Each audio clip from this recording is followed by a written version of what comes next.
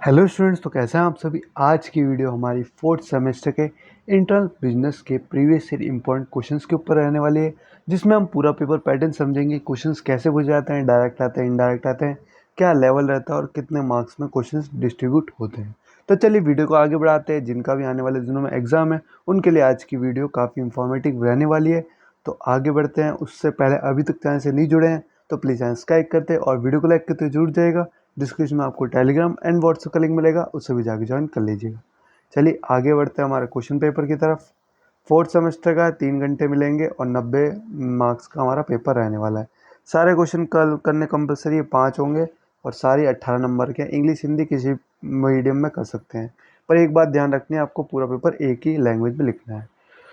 अच्छा, ये थोड़े रोटेट हो रखे हैं तो आप फ़ोन को ऐसे सीधा करके भी देख लीजिएगा, कोई दिक्कत नहीं है। सबसे पहला क्वेश्चन दे रखा है, explain the most significant challenges the multinational corporation face when expanding into new markets and how they can overcome these challenges. Explain the stages of internationalisation process with the support of example. अब आपको ये बात ध्यान रखनी है, direct question नहीं आएगा, question को घुमा के दिया जाएगा और 2 पार्ट में डिवाइड कर दिया जाएगा, ताकि आपको एक क्वेश्चन के लिए ज़्यादा से ज़्यादा ना लिखना पड़े। 9 नंबर का है तो 2 से ढाई पेज लिखिए आराम से, कोई दिक्कत की बात नहीं है।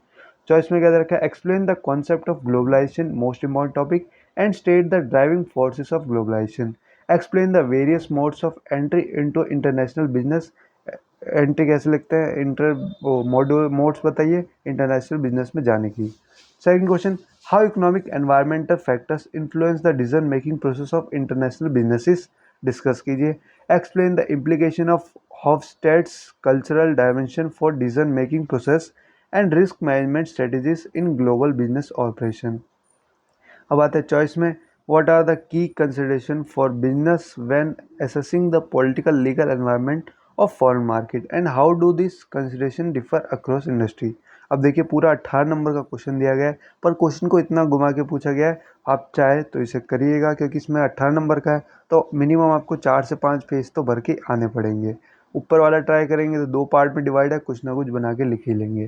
थर्ड क्वेश्चन पे आते हैं, explain the relevance of classical trade theories such as comparative advantage theories and absolute advantage theory in understanding the pattern of international trade in the modern global economy। Choice में दे रखा है, explain the balance of payment statement and its various components. Explain the non tariff barriers to trade created by the government as a trade intervention measures. Fourth question पे आते हैं, explain the various forms of regional economical integration. Discuss the functions and structure of the world trade organization WTO के बारे में। Choice में दे रखा है, रोल्स बताइए मल्टीनेशनल कॉरपोरेशन के promoting sustainable development on a global scale and the key challenges they face in integrating sustainability into their business operation.